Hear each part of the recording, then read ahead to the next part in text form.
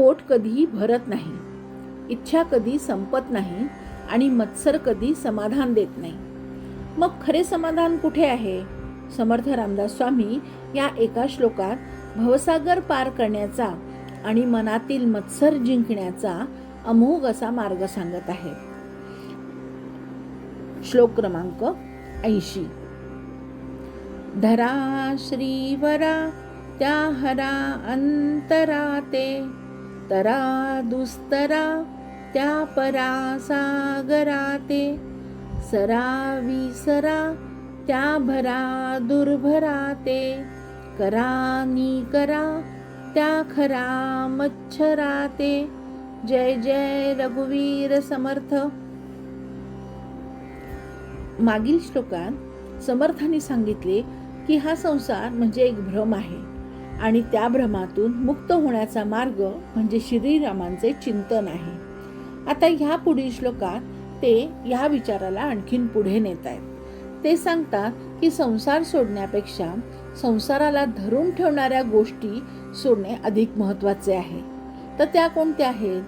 अखंड प्रपंचाची धडपड, न संपणाऱ्या इच्छा, पोटासाठी चाललेली आयुष्यभराची धावपळ आणि सर्वात भयंकर शत्रू म्हणजे मत्सर.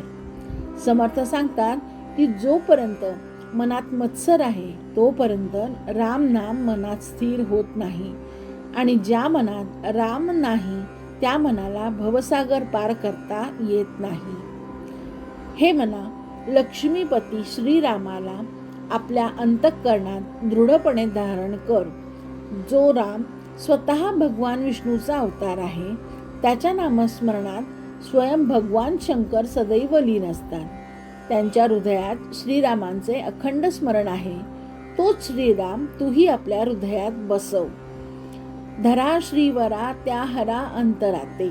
याचा गूढ अर्थ असा, श्रीवर म्हणजे लक्ष्मीचे पती म्हणजेच भगवान विष्णू. श्रीराम हे विष्णूचे अवतार असल्याने समर्थ त्याला श्रीवर असे म्हणतात. हरा अंतराते म्हणजे ज्याच्या अंतःकरणात स्वयं भगवान श्री शंकरांनी श्रीरामाला स्थान दिले आहे असे ते. रामनामाचे सर्वात मोठे उपासक स्वतः महादेव आहेत. याचा संदेश स्पष्ट आहे. जर देवादिदेव शंकर रामाचे स्मरण करतात तर आपण का करू नये? दुसरा अर्थ असाही आहे, हरा अंतराते. त्याचा अर्थ असा, अंतःकरणातील हरण करा. म्हणजे काय? मनातील संसाराच्या आसक्ती दूर करा. अहंकार, वासना, मत्सर ह्या सर्व दूर करा. रामाला जागा देण्यासाठी मन स्वच्छ आणि रिकामे करा. भवसागर इतका कठीण आहे का? समर्थ सांगतात, हा संसार सागर सहज पार होणारा नाही. तो दुस्तर आहे. कारण त्यात मोह आहे, माया आहे, इच्छा आहे, भय आहे आणि जन्म मृत्यूचे चक्रही आहे. परंतु जर नाव रामाशी असेल तर भवसागर पार होणे अशक्य राहत नाही. भगवान श्रीकृष्ण म्हणतात, तेषामहं समुद्धर्ता मृत्यू संसार सागरा. जे भक्त अनन्य भावाने माझी उपासना करतात त्यांना मी स्वतः मृत्यूरूपी संसार सागरातून बाहेर काढतो. हेच समर्थ आपल्या भाषेत सांगतात. रामाला धरा, भवसागर आपोआप पार होईल. गीतेतला दुसरा महत्वाचा संदर्भ, दैवी हेषा गुणमयी मम माया दुरत्यया मामेव ये प्रपद्यन्ते मायामेतां तरन्ति ते.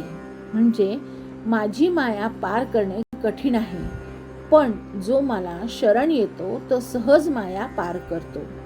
समर्थांचा तरा दुस्तरा हाच संदेश आहे. रामकृष्ण परमहंसांचं एक सुंदर उदाहरण येथे देता येईल. ते म्हणतात, पोळ्याच्या पायाजवळ राहणारे मासे जाळ्यात कधी अडकत नाही. दूर गेलेले मासे मात्र जाळ्यात अडकतात. याचा अर्थ काय? जो परमेश्वराजवळ राहतो त्याला माया स्पर्श करू शकत नाही, पण जो दूर जातो तो संसाराच्या जाळ्यात अडकतो. पोटाची भूक आणि मनाची भूक. समर्थ पुढे म्हणतात, सरा विसरा त्या भरा गर्भराते. पोट भरण्याचा उद्योग कधीच संपत नाही. आज दुपारचे जेवलो, मग संध्याकाळची भूक, आज कमावले उद्या आणखीन हवे, आज घर घेतले उद्या मोठे घर हवे, आज मान मिळाला उद्या अधिक प्रतिष्ठा हवी. शरीराची गरज मर्यादित असते, पण मनाची भूक अमर्यादित असते. म्हणून समर्थ म्हणतात, जीवनभर फक्त पोटासाठी जगू नका, पोटापुरते जरूर कमवा, पण आत्म्यासाठीही जागा राहा किंवा जागा ठेवा.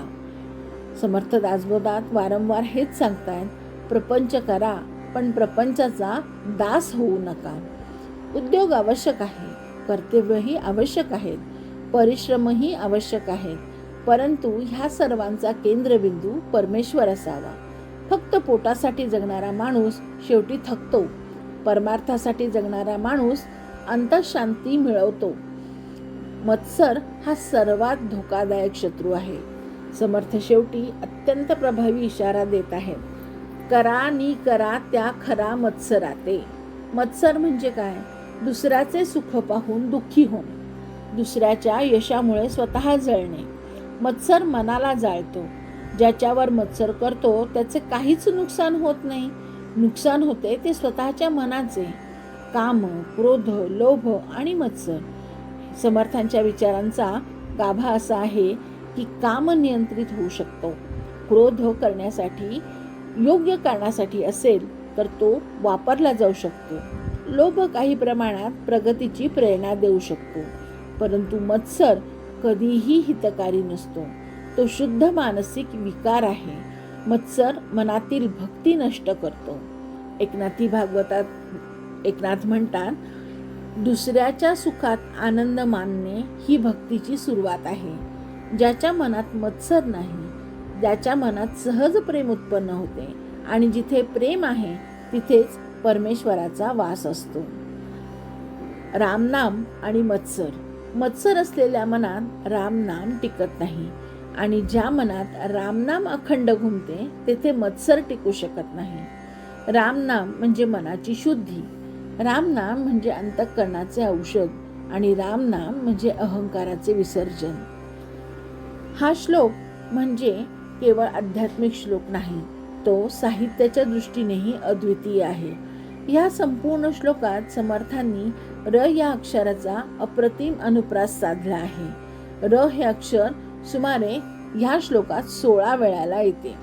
चारही चरणामध्ये विशिष्ट अक्षर रचना, ध्वनी साम्य आणि लय इतकी सुंदर आहे की हा श्लोक वाचताना जणू मंत्रोच्चाराचा अनुभव येतो. विशेष म्हणजे समर्थांचे मनाचे 205 श्लोक एका रात्रीत रचले असे परंपरेत मानले जाते.